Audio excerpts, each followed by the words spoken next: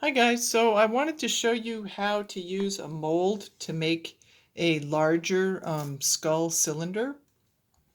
So I have a little bit taller cylinder over here. Using a piece of paper to approximate it, I'm going to say it's probably about 6 inches tall, maybe 7.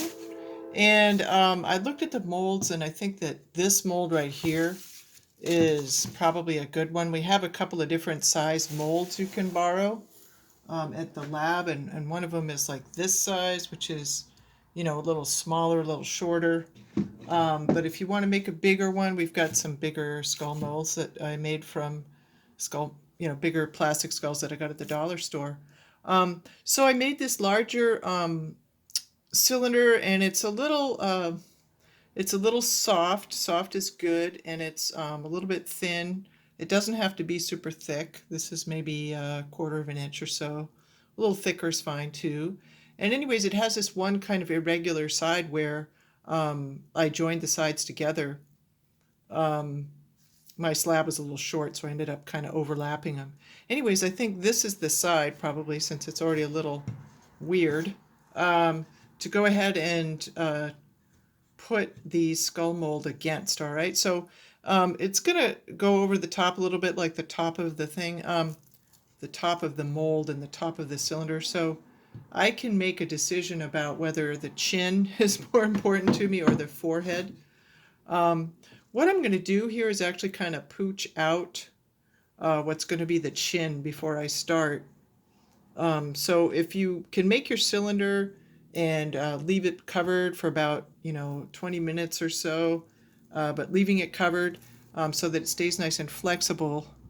But then, so I started to see a little light at the bottom there. I don't know if you could see it. It was starting to come apart a little bit, but I've got a little bit of wet clay. So you want to make sure you have a ball of wet clay handy, and definitely some water and some slip, because this process that I'm showing you distorts the cylinders quite a bit, and you have to be prepared for the fact that they may want to come apart a little bit, which isn't a big deal. It's clay. You can just put some more clay in if you get a space or a hole where you don't want it. So that being said, I've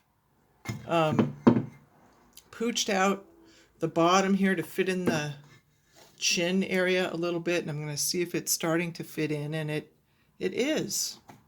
I've still got some work to do to get that to fit in, but I'm going to keep gradually kind of mashing it down. I've got it sideways now. I don't know if you can see, but I'm going to kind of try to keep gradually mashing it down into the mold. And let me see if I can get a better camera angle going, and I'll be right back. So I have some slip here and some water, and anyways, let me just show you what I'm up to here. I'm putting a little slip on there so that I can slide my hands easily inside the mold. Here's the mold. I don't know if you can see, the teeth are actually facing away from you. And I've bent or distorted the cylinder a little bit so that the chin can, that's the hardest part really, is getting that chin to kind of really, you're stretching the cylinder quite a bit to get it in the chin. So anyways, I'm kind of squishing it a little bit, and I'm going to spray it down a little bit, make sure it stays nice and flexible for me, because it's hot here today. Things are drying out quick. And anyways, so that's what that part looks like. And now I'm spinning it around, and I've got all that slip in there. I'm just going to use my fingers to start pressing down up, and I already created a hole. I don't know if you guys can see it. You guys can see that little bit of daylight there, but I am not going to worry, because right here I've got my handy dandy wet clay, and I just took a bunch of it, and I'm going to just put it where that hole is, and then keep stretching the cylinder. So looking at it from the side, I've got to stretch it into the side a little bit. I can sort of feel these bumps where the eyes are, and it's kind of narrow where the nose is. So this is a lot of distortion of the cylinder. You want to make sure the cylinder is not dry, or this process will not work. So I generally make the cylinders. So now I'm trying to fix that, repair that little place again.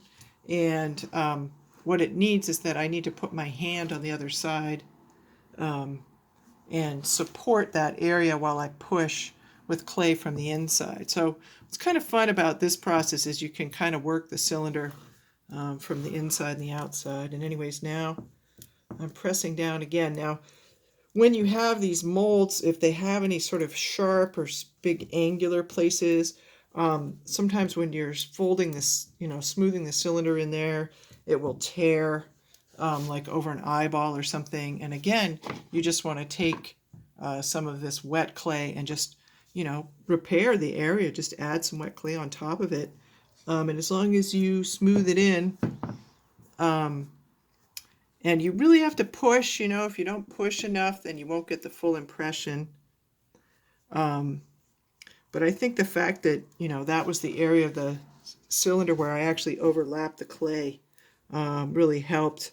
And there's a little bit of issues maybe down where the chin was, but at this point I'm almost done.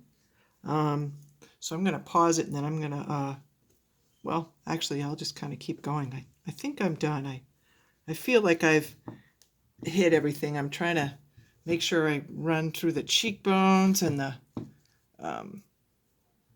teeth, because that's another area where there's quite a bit of detail, and if you don't press down enough, you won't get all the detail. But you know what? Sometimes that's really cool, and you can just add the detail yourself later.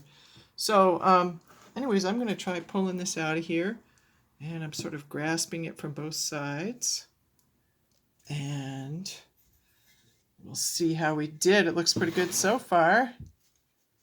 And there it is. That's pretty scullacious. So yeah, I don't know. I sort of like leaving the rim kind of raggedy. I think it looks great that way.